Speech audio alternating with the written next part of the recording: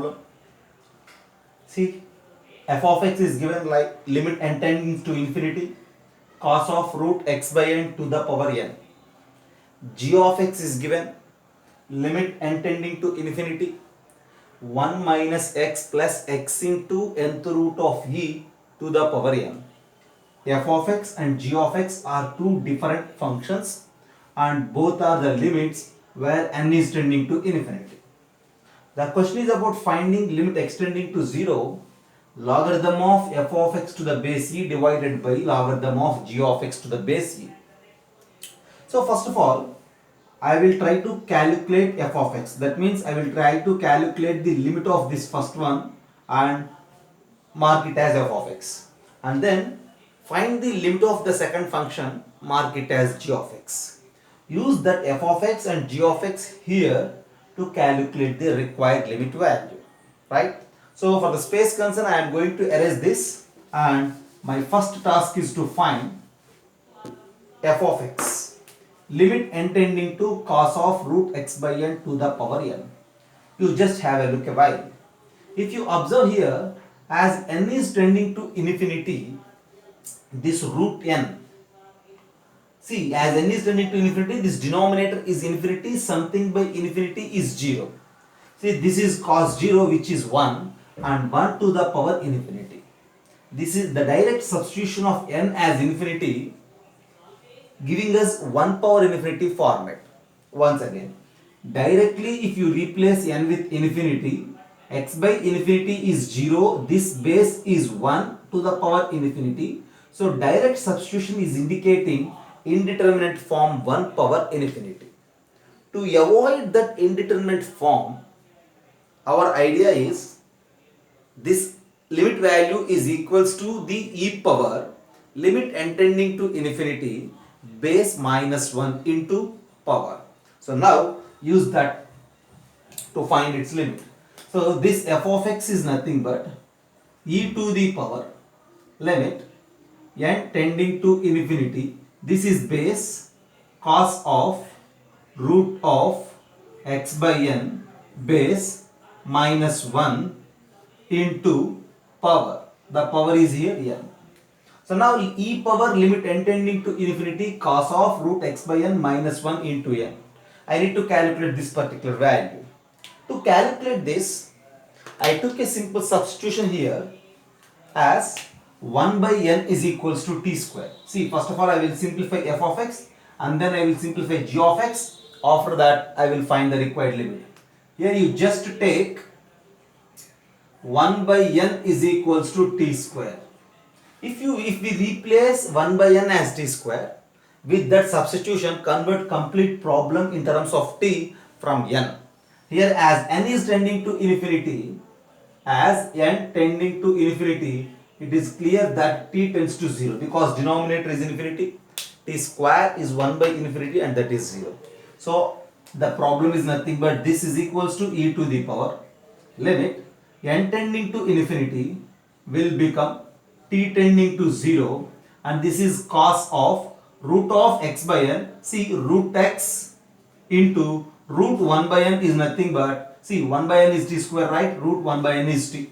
Observe carefully. Root 1 by n is simply what? T. Minus 1 into n. See, 1 by n is t square. What you say about n? 1 by t square. So it is simply 1 by t square. Now when you observe it, limit t tending to 0, cos of root x into t minus 1 into 1 by t square. We have a standard formula. Already we discussed about it in our regular class. What is that standard formula? I will recall for you. Limit theta tending to 0, 1 minus cos a theta by theta square value is a square by 2. Okay. With this very useful standard formula, instead of a, here we have root x. Instead of theta, here we have t. Okay. See, actual formula is 1 minus cos a theta, but here we have root cos of root xt minus 1. So there is a difference of minus and replace a with root x. Now its result is nothing but e power minus a square in the sense root x square divided by 2, and this is equals to e power minus x by 2. So f of x value is e power minus x by 2.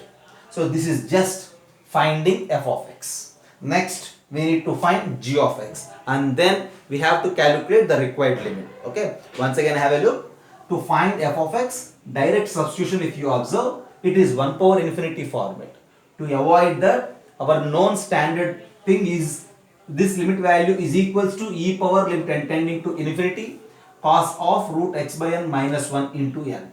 Now you just take this particular substitution, 1 by n as t square, convert complete problem in terms of t. So root 1 by n t square. So root 1 by n is simply t. Since 1 by n is t square, root 1 by n is t along with this root x. N is 1 by t square.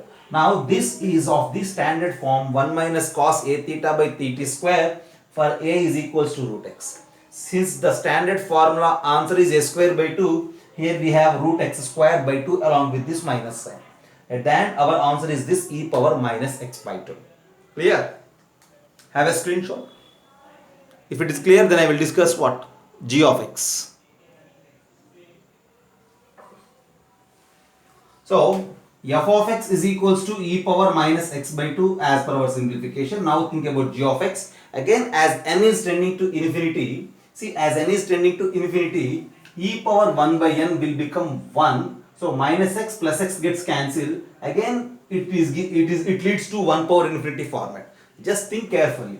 Direct substitution. 1 minus x plus x into e power 1 by n to the power n. Just I am showing here the direct substitution.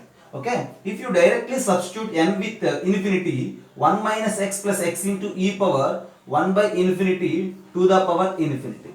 1 by infinity is what? 0, right? So this 1 by infinity is 0. And we know that e power 0 is 1. So this is 1. Minus x plus x gets cancelled and it leads to 1 power infinity. And we know, see, direct substitution is giving 1 power infinity.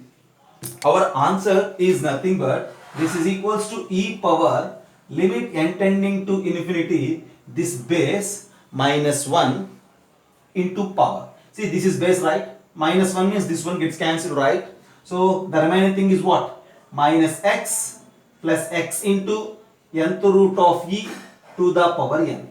So now to simplify this, this is equals to e power limit n tending to infinity x into e power 1 by n minus 1 into n, right?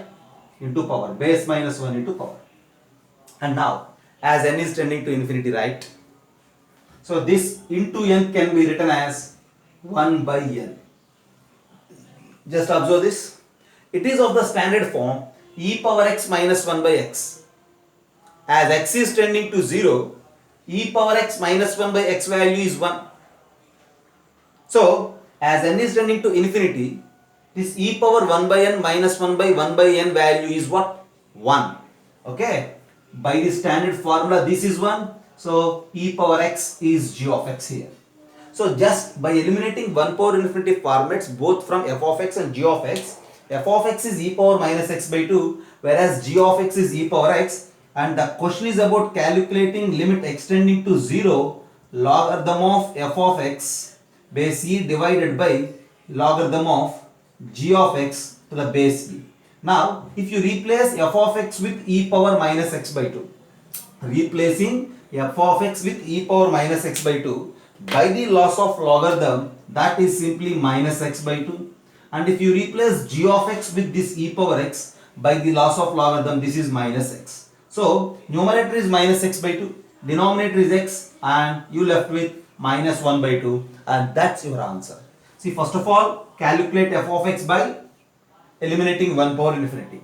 Calculate g of x by eliminating 1 power infinity. And then use that f of x and g of x here to calculate limit extending to 0 log f of x by log g of x. So the problem is completely involved with the technique of eliminating indeterminate form 1 power infinity. Okay, the problem is very simple, but here two different functions are involved. For those two different functions, we need to eliminate 1 power infinity, and at the end we need to calculate this particular answer, and that is minus 1 by 2.